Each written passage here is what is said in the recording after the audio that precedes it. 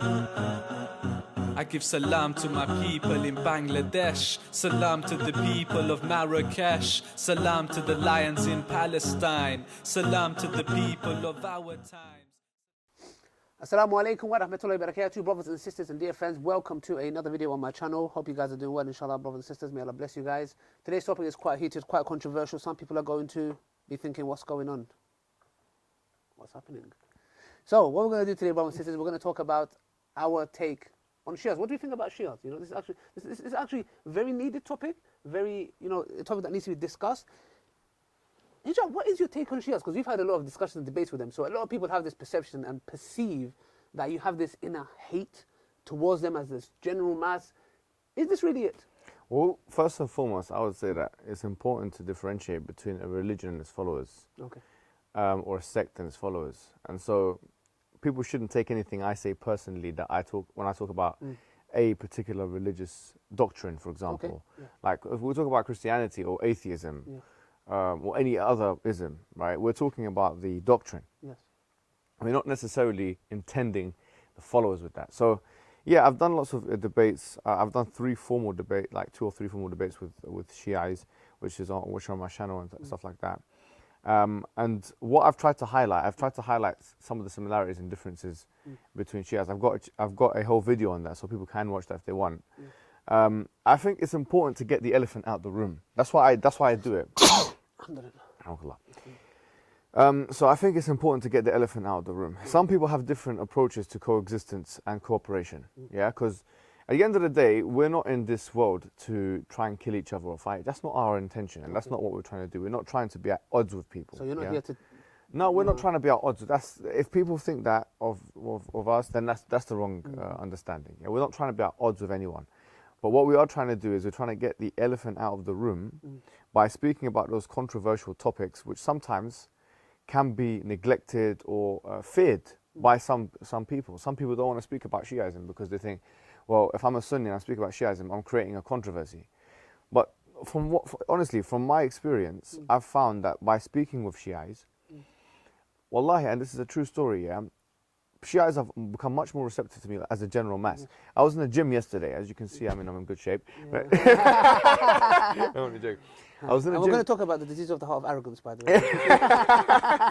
I joke, yeah, I'm only kidding. So I was in the gym yesterday. May Allah preserve you. And Ameen. And one guy came and you as well. I thought you said Ameen.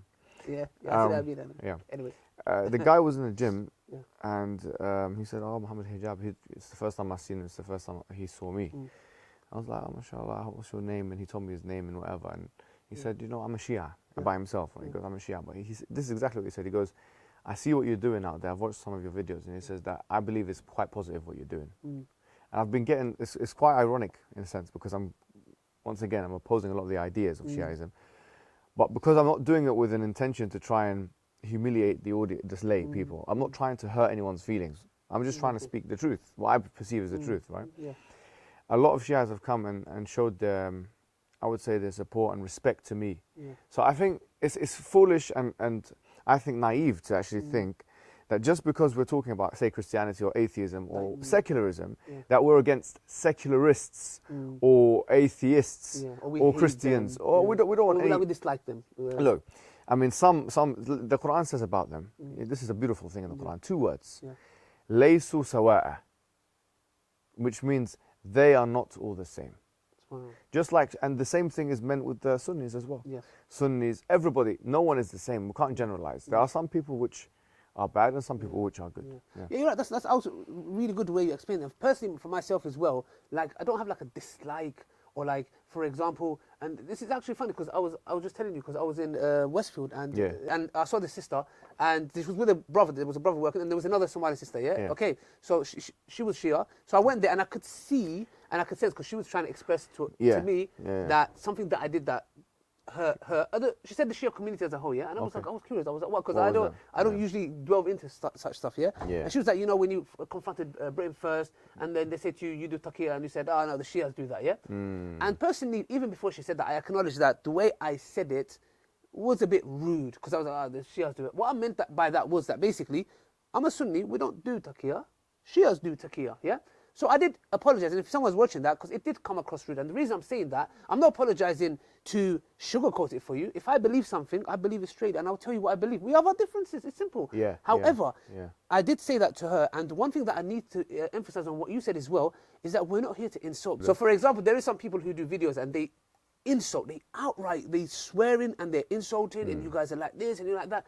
And then it makes you wonder, how do you expect the person opposite you to understand and come to common terms, or even if there's no common terms, to discuss the matter in a civil way when you're insulting the other person? So I personally abstain from that. I've seen you, that you don't go down the routes of actually just insulting them outright. Do you get what I'm trying to say?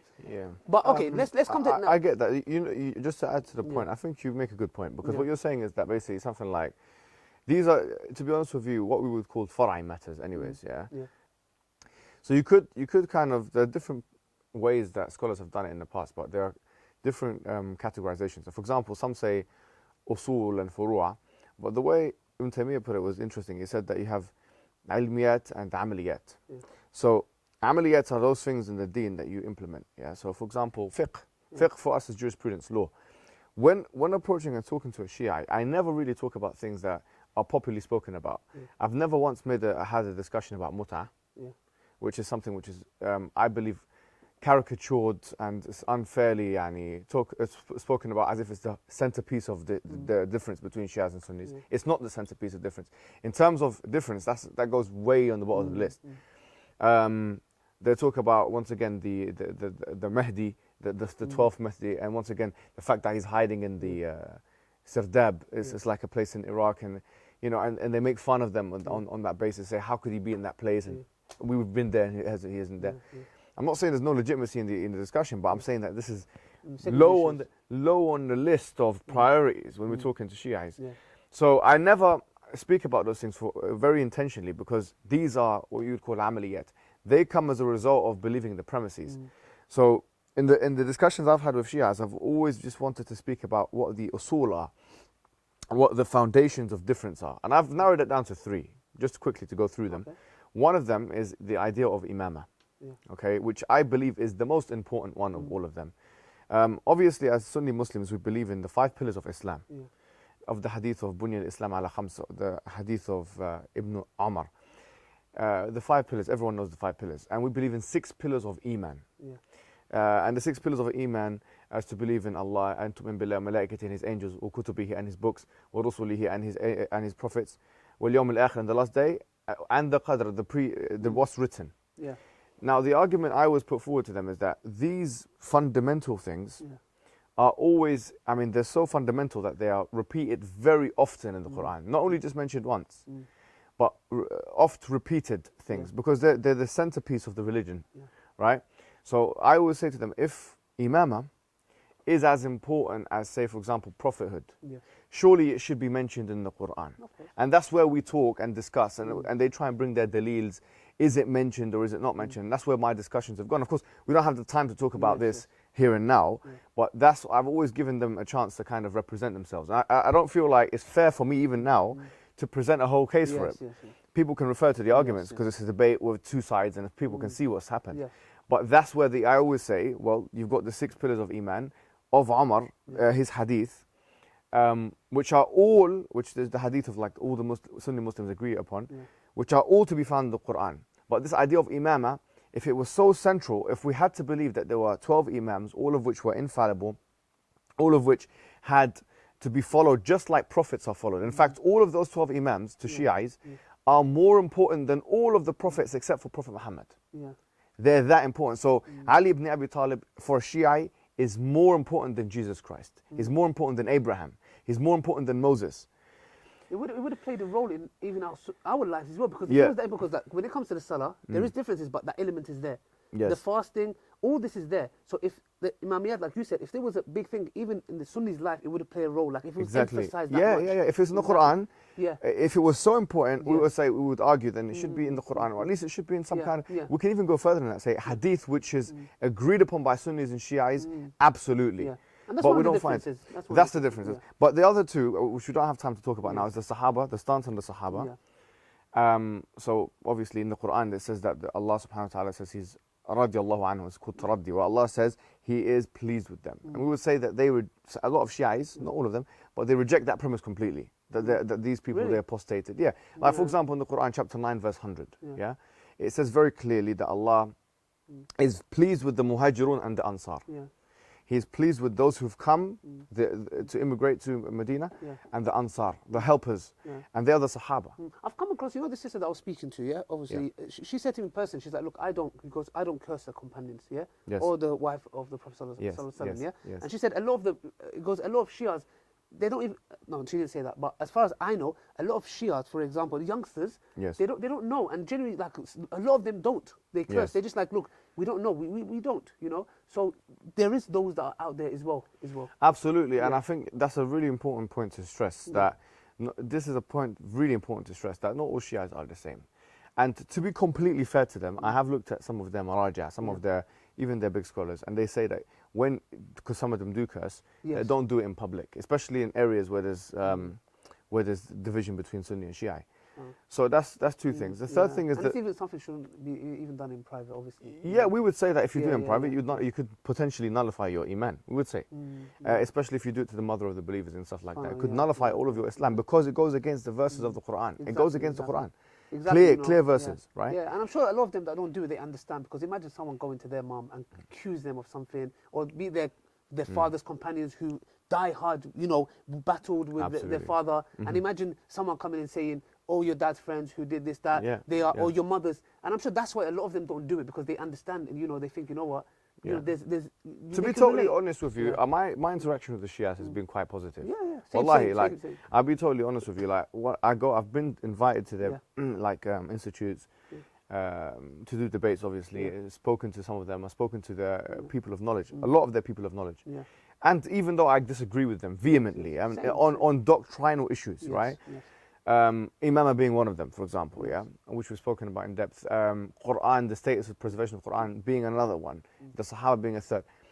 Even though I disagree with them fundamentally on these issues, I think what my interaction with Shias has been really positive, because they've respected the fact that I'm willing to engage them on those differences and respect them and treat them with respect. Sometimes I've slipped up on that. I mean, no one's perfect. I'm sure on both sides that's happened. Yeah, I've seen the for videos, sure. on both sides happened. Yeah, for sure. But yeah, I mean, I think that the main thing here is that we need to kind of promote that we're living in the West, and what's happening in the Middle East, like for example in Iraq and in Syria, this kind of mentality shouldn't be we don't want that to ever come here. This is, in a sense, we're both aqalliyat, we're both minorities in the West. When we do our work, for example, me and you, Ali, when we do our work, when you're confronting the Islamophobes and stuff, that benefits Shiites and Sunnis. It doesn't just benefit Sunnis. When we do our work, that benefits both of us. And so on points of agreement, I don't see there's a reason for us not to kind of to kind of see that as for example, there's a united enemy. We have a common enemy. We're not saying we're going to now unite upon on what we consider falsehood. We're not saying this, but what we're saying is that we have a common enemy. And even if we do, for example, I mean, we have to be real with ourselves. Come on, even if we do have some kind of a dislike or a hatred, it's to the action. Because come on, anyone, if I swore at your mom. And come on, let's be real here. If I swore at your mom, whoever it may be, Aisha radiallahu anha is our mother. If somebody swears, I'm not just going to be like, oh, come on, let's be real here. We have to say, you know what, I hate what you're doing, But that's another point. We have to be clear on this matter. Nobody's going to tolerate this. Wallahi, my dear Shia brothers and sisters that are watching at home, if anyone comes and forget forget insulting your mom, just mentioning your mom. Your mom, don't talk about my mom.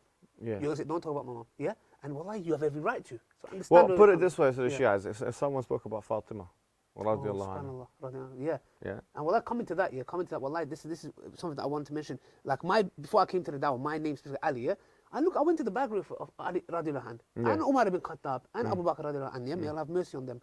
And Ali was just a character that I just loved as much as I love Abu Bakr and Umar and all the companions.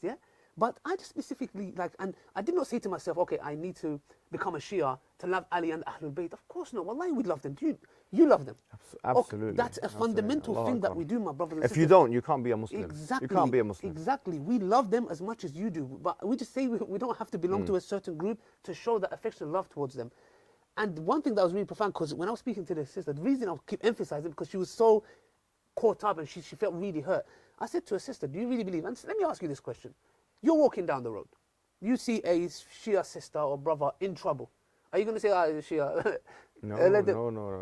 Even if we saw a complete a Christian, a Jew, Exactly. an atheist, anybody in trouble, our religion tells us to get involved. مَنْ رَأَ مِنْكُمْ مُنْكَرًا فَلْيُغَيِّرُهُ بِيَدِهِ. The Prophet said, if whoever sees something evil, let him change it with his hand. Yes. If he can't do it, then let him do it with his tongue. And if you can't, then let him at least have the hate in his heart. And that's the lowest form of Iman. And that's the lowest form. Exactly. So, brother says, I don't know if there's anything you want to add on. This is the reason we did this video, is just to make you understand we have our differences. So we're not going to come here sugarcoat and say, let's hold hands. And we're not saying that. It's just to understand that where we're coming from, what we're doing, it's the same with you guys. You disagree with us and you emphasize and you talk about it. And that's what we do. So we want to understand that there is not this inner form of animosity. Do you know what I'm trying to say? And that's what it was. Anything else you want to add on? I think it was actually very fruitful, man. I think it's very fruitful, and I think that, you know, what I've learned from the kind of last year or whatever is I've been doing, like engaging with Shias, is that really, to be honest with you, there has been this kind of taboo in talking about it completely, and I think that is the wrong approach. Yes. But it's all about how you do it. Exactly. You can have your belief, whatever your belief is, right? It's about how you engage with someone who differs with you. That's so. That's the key. That's so key, and like, you know, having wisdom, because that's what it is. And I'm sure a lot of Shia brothers and sisters watching this, they're going to say, you know what, look, we don't have a problem with the disagreements and the discussions, whatever. The issue is when the animosity and the insults, and this is behavior that we are totally against. It's not the way to go about. How can I go and give? Let's suppose our Shia brothers and sisters are wrong. Yeah, like there is things that we believe they are wrong, actually. Yeah. Oh, of course. Imagine I start off with saying, firstly, I want to say, you know, you are like this and like that and like that. Now let's talk about why you should become a Sunni. It's not going to work, you know, and it's not going to work. If I go to a Christian and start swearing left, right, center, he's going to say, I don't want to know you about your Tawheed. Look at your behavior. So that's about it, man. Anything else you want to finish off with? Yeah, I mean, one more thing is I would say that, you know, from a Sunni perspective, especially youth, I found that some people have been very angry, and rightfully so, I would say, rightfully so, because the companions get cursed, especially by some very extreme Shias groups, just like we have extremist groups. In Shiasm, we have extremist groups. I would say calm down, because the thing is, that happens everywhere. People are disrespecting the Prophet Muhammad ﷺ, who's more important to us than the Sahaba. Exactly. And people are even disrespecting Allah subhanahu wa ta'ala. So if you can tolerate their disrespect to those respected peoples, you should be able to respect. That's very profound. Can you imagine, subhanAllah? Sometimes we get really upset when Umar ibn Khattab, and we should, or Ali radiallahu anhu, whoever it may be, and Allah on a daily basis. And actually, this is a problem in the heart. Can you imagine somebody insulting Hassan, Ali, and you have a bigger problem than Allah? Or someone's insulting Umar ibn Khattab and Abu Bakr and Allah, but we have to rectify it, because the main fundamental thing is we worship none other than Allah. And our key element and our hate should be, and when I mean hate, I'm not talking about doing some physical, hating the action that's been done if someone is insulting Allah, you know. But anyways, maybe that's for another topic we can discuss, inshallah. It's been very fruitful, man. May Allah bless you, barakallah feek. Brothers and sisters, if you've watched this, I would encourage everyone to share this with your friends and family, especially our Shia brothers and sisters. Share this with your friends and family, inshallah, and hope we can come to a common understanding, inshallah. And even if we don't, we can have a discussion. Agree to disagree. Agree to disagree. There you go. Thank you very much. Barakallah feek. Assalamu alaikum wa rahmatullahi wa barakatuh. From another video from me and Brother Muhammad Hijab.